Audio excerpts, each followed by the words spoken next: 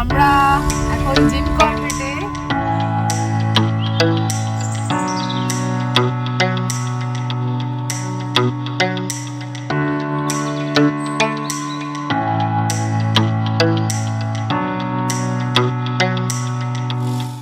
Morning from Jim Corbett. আর শান্তনু এখানে দাঁড়িয়ে দাঁড়িয়ে দেখছে নাজারা। এটা হচ্ছে একদম মোহনের ভেতরে আমরা আছি আর আমাদের গাড়ি WB। আর একটুখানি আওয়াজ হলেই গা চমকে যাচ্ছে। এখানে বাদরের তো থাকে, হরিণ ও নিজের গাড়ি নিয়ে একটু বেরিয়েছিল আশেপাশে। আর এটা হচ্ছে রিভার সাইড পুরো, তো এদিকটা পুরো নদী এই যে। আর ওই স্পটটাতেই বাঘ এসছিল কিছুদিন আগে। এটা অসাধারণ একটা ভিউ পয়েন্ট তো বটেই। এখান থেকে একদম ওপেন আর কি, এখান থেকেই স্পটিং হয়ে যায়। ওই এই যে ভাঙা প্রাচীরের ওই দিকেই ওই লাস্ট কটেজের ওইখানটায় এসেছিল বাঘটা। যাই হোক, নিজেদের গাড়ি নিয়ে কলকাতাতে জিম কর্বেটে পৌঁছে গেছি, এটাই আমাদের কাছে রোমাঞ্চজনক, তাই না? অবশ্যই।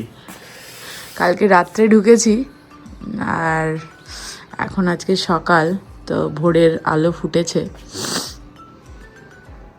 এই হচ্ছে বারান্দা, একদম নিস্তব্ধ, চারিদিকটা একদম নিস্তব্ধ। এবং এইখানটা থাকার কারণ হচ্ছে লেস কমার্শিয়াল এই জায়গাটা, তো ভালো লাগছে। এমনি থাকতেই ভালো লাগছে। আর্মি ক্যাম্প আছে, আর কিন্তু কিছু নেই। এই সাইডে খালি আর্মি ক্যাম্প। আলুর পরোটা, চা দিয়ে গেছে ব্রেকফাস্ট। এটা আমাদের ফুলকপি, আলু, গাজর, মটরশুঁটি দিয়ে লাঞ্চ হবে। আর ওদিকে ম্যাগি না খেলে কি হয়? তো এদিকে এতক্ষণ ধরে ম্যাগি করলাম, মা মটরশুঁটি ছাড়ালো।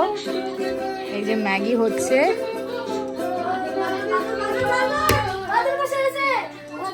আর রাই এদিকে গান বাজাচ্ছে। আর ঘরের সামনে গন্ধ পেয়ে মনে হচ্ছে বাদর চলে এসেছে। হ্যালো, এটা খাজিয়ারেও এসেছিল। বাদর বাবাজি গান শুনতে এসেছে নাকি? তুই এখানে এসে গানটা ওকে শোনা। জয় বজরংবলী। তো আমরা এই জঙ্গলের মধ্যে, আমাদের ক্যামেরাম্যান আছে রিপোর্টিং মালবিকা দত্ত, আর আমরা তিনজন আর্টিস্ট।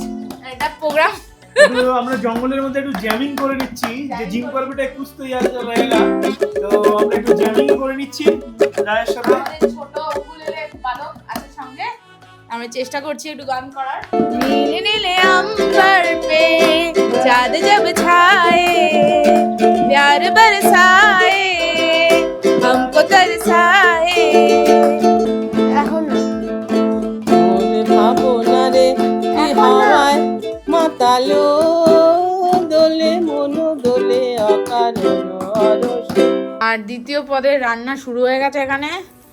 এই যে খিচুড়ি, গোবিন্দভোগ চালে ডালে, তার সাথে সবজি হেলদি, আর তার সাথে আমাদের ঝর্ণা ঘি। তাই তো, ঘিটা দেখাই। এই যে মা নিয়ে এসছে ঘি,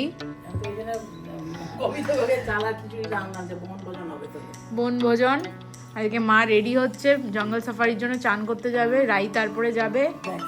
শান্তনু ওদিকে কিছু একটা জিজ্ঞেস করতে গেছে বেরিয়ে গিয়ে। ওই তো দাঁড়িয়ে আছে ওখানে। ও যতক্ষণ না বাঘ দেখতে পাবে ওর শান্তি নেই। না না। আর এইখানে দিদিমা আর নাতনির মধ্যে খুনছুটি হচ্ছে। এটাও চোখে দেখবে, চুল নিয়ে টানাটানি। আমরা এখন জিম কর্বেটে যাচ্ছি জঙ্গল সাফারিতে। আর কালকে আমরা জিম কর্বেটে ঢুকেছিলাম, আজকে এখন চলে যাচ্ছি। তো আমাদের গাড়িটা রেখে দিতে হবে ওখানেই পার্কিং এ। আর আমরা যাচ্ছি আমডান্ডা জোনে। আমরা অ্যাকচুয়ালি বিজরানি জোনের গেটটা হচ্ছে আমডান্ডা গেট। তো ওইখানে অব্দি গাড়ি নিয়ে চলে যেতে হবে। এখান থেকে মোটামুটি 10-12 কিলোমিটার।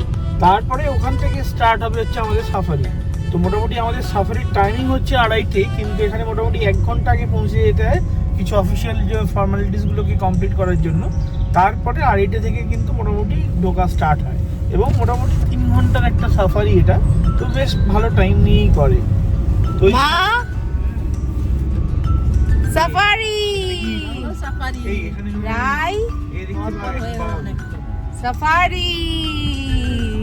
সবাই মিলে বলো জয় বজরংবলী। জয় বজরংবলী, জয় বর্গভীমটা মা। এখানেও অনেকেই দাঁড়িয়েছে। আজকে রোদটাও ভীষণ ভালো বেরিয়েছে, দারুণ লাগছে। মানে এই মোহন হচ্ছে একটা গ্রাম জিম করবেটেই, তো এই যে নদীটা পাশ দিয়েই চলেছে।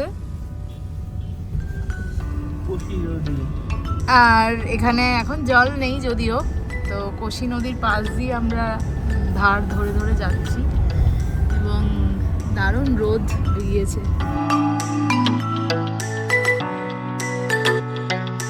আমরা আমডান্ডা জোনে ঢুকছি।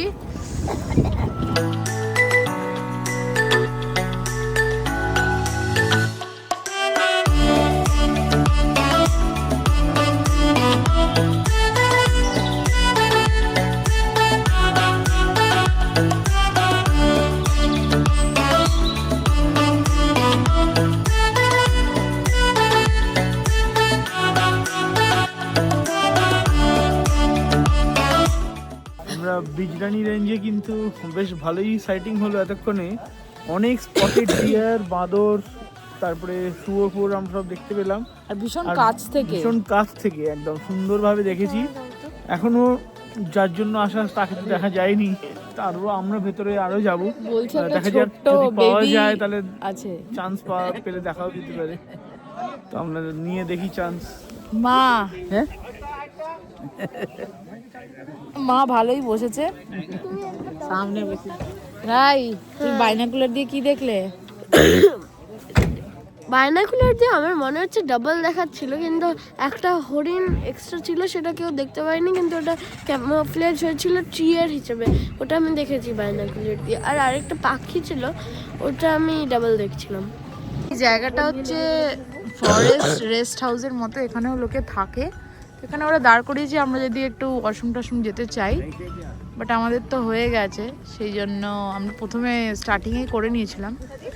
তো এরপরে ওরা এখানে পাস করছে, এখানটা দেখাতে হয়, তো এখানটা করে তারপর আমরা বেরিয়ে যাব ভেতরে ইন্টিরিয়ারে।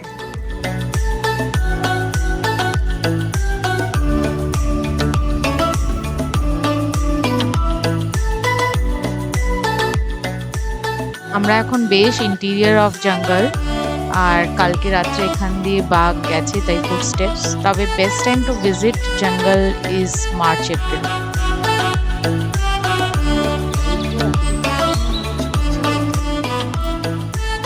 সামনে যে রেস্ট হাউসটা দেখছেন, এটা সাইটিং হাউস বাংলো, ব্রিটিশ আমলে তৈরি এটা।